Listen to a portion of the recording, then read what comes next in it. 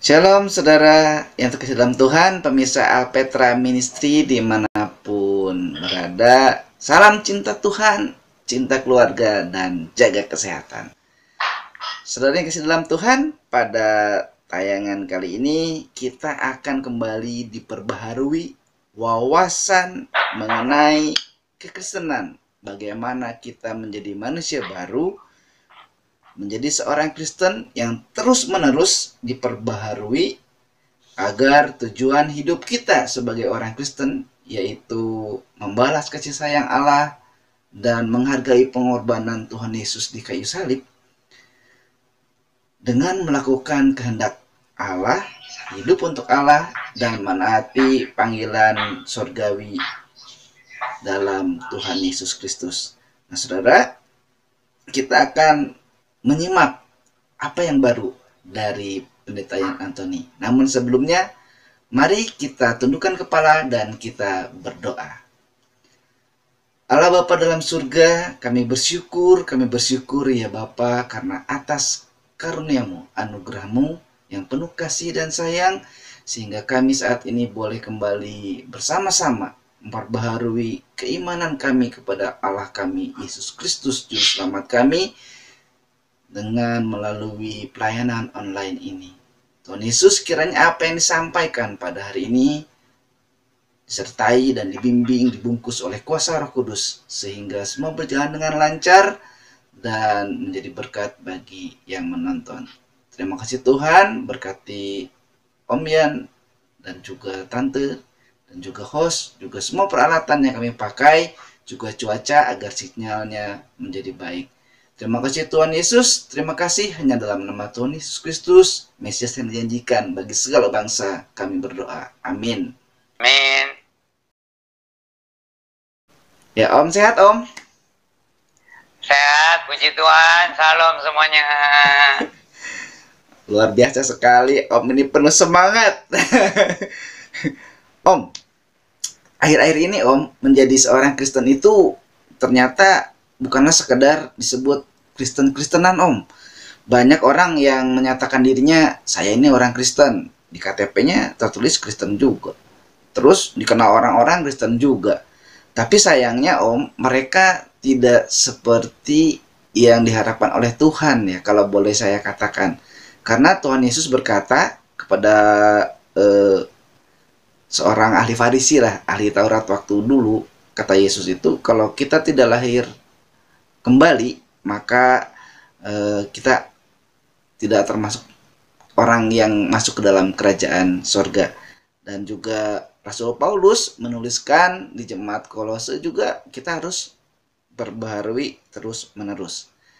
Nah Om, berkaitan dengan Natal nih, kan di belakang Om nih, wah, hiasan Natal, berarti kita nyambut, iya, menyebut kelahiran Tuhan nih Om.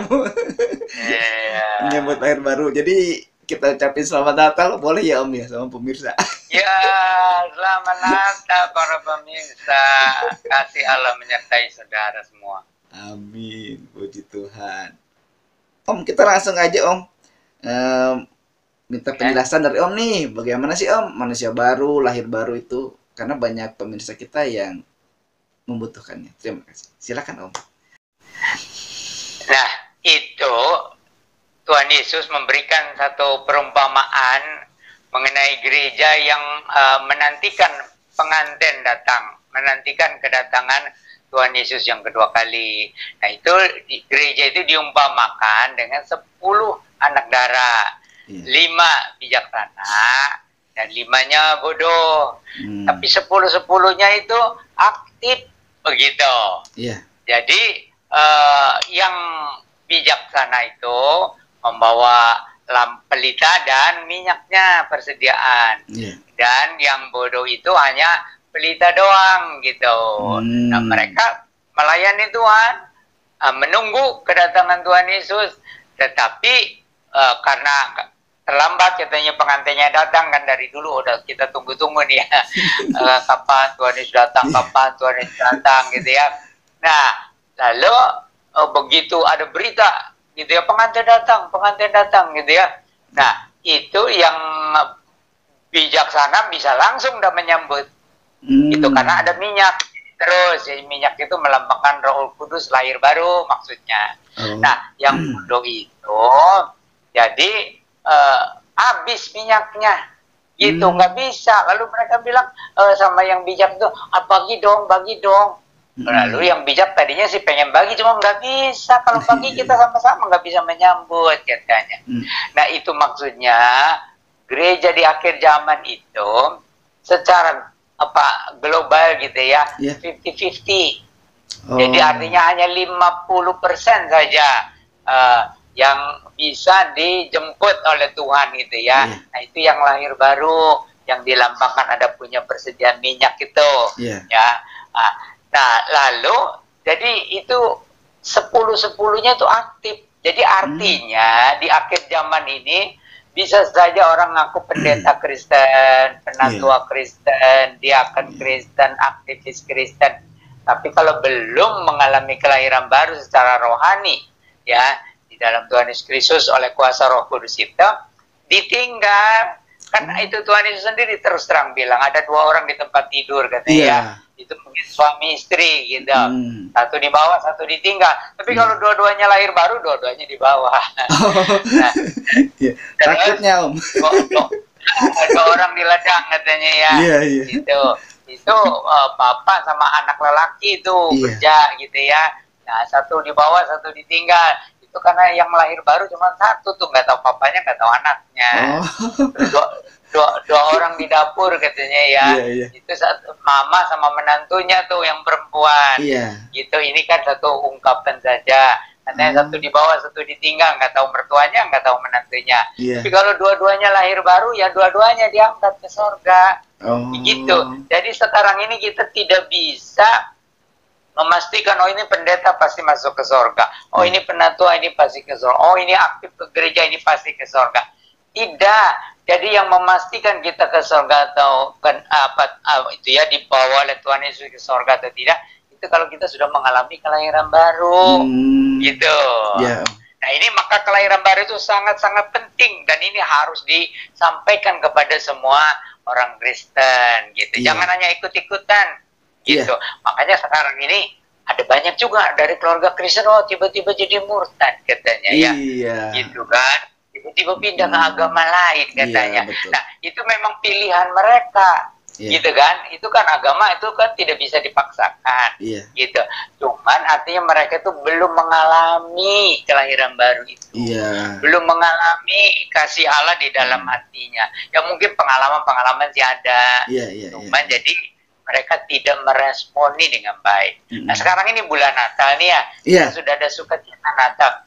Di mal-mal sudah ada lagu Natal tuh ya. Itu membawa kedamaian, membawa sukacita ya. Itu sebenarnya sinyal dari Allah yang Maha Kuasa, bahwa Allah itu mengasihi umat manusia, meskipun umat manusia itu betul-betul di dalam dosa ya, sudah dirusak oleh dosa. Tapi Allah mengasihi isi dunia ini. Nah itu sebenarnya Natal itu pernyataan kasih Allah. Di dalam hal apa? Apakah kasih Allah itu karena Yesus diangkat menjadi Tuhan lalu menebus dosa? Bukan. Kalau manusia tidak mungkin menjadi Tuhan sampai kapanpun. Manusia itu kan ciptaan.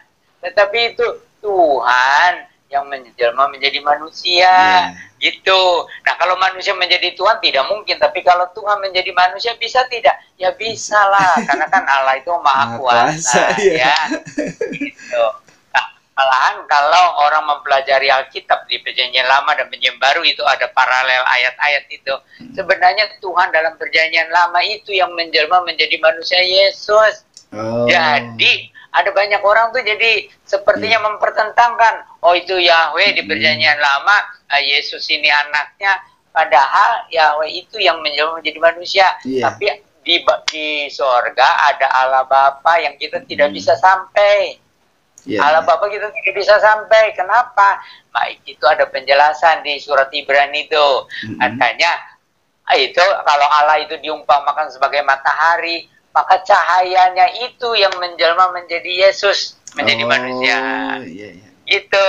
Nah, terus bagaimana kalau orang, karena Yesusnya sekarang sudah nggak ada, sudah pulang ke sorga. Lalu bagaimana? Nah, itu panasnya itu yang menyentuh hati kita, itu Roh Kudus. Oh.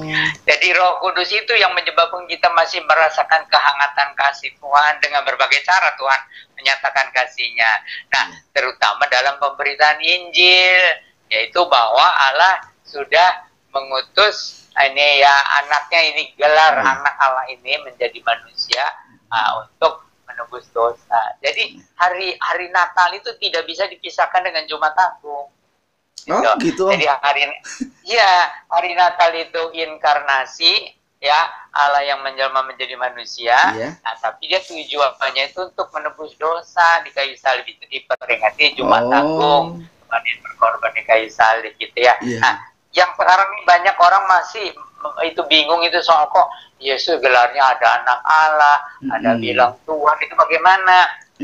Nah, itu yang diumpamakan di surat Ibrani itu ya, pasal 1 tentang itu seperti matahari ada cahayanya yang menjelma jadi Yesus, ada panasnya itu Roh Kudus itu ya. Nah, itu jadi gelar Yesus itu tidak sederhana gitu. Kalau dia sebagai utusan, ya gelarnya anak Allah. Tapi apakah Allah itu menikah? Ya tidak mungkin Allah itu menikah, ya kan? Nah, ini banyak orang tuh pikirannya cetek pendek. Nah, jadi misalnya itu kan ada yang mempertanyakan, kalau Allah punya anak siapa bidanya? Orang bodoh itu kan. Nah, misalnya begini, itu pohon pisang ya, pohon pisang yang besar, ada pohon pisang kecil tuh, itu kan anak pisang, ya enggak? Kalau ditanya mana bidanya, nah, ini kan satu istilah aja. Atau ada sungai besar ya, terus ada sungai kecil keluar dari sungai besar, itu kan anak sungai. Nah, lalu apakah itu sungainya kawin? Lalu mana bidanya katanya?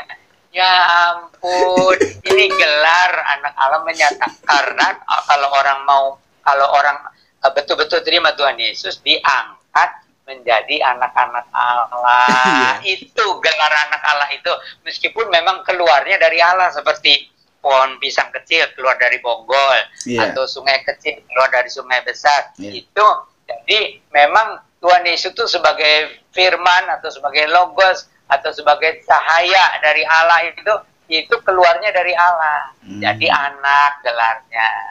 Gitu. Ya. Nah, terus itu tadi inkarnasi, itu kelahiran yang menjadi manusia, tidak bisa dipisahkan dengan pengorbanannya di kayu salib. Nah, itulah kasih Allah itu. Jadi waktu Natal aja sudah kasih Allah. Itu pernyataan kasih Allah. Makanya malaikat-malaikat dari surga turun menyanyi itu kan. Nah, itu kan ada orang bilang kita nggak usah merayakan Natal, katanya nggak ada perintah merayakan Natal. Orang malaikat-malaikat aja turun ke surga merayakan Natal. Iya, katanya nggak pasti tanggal 25.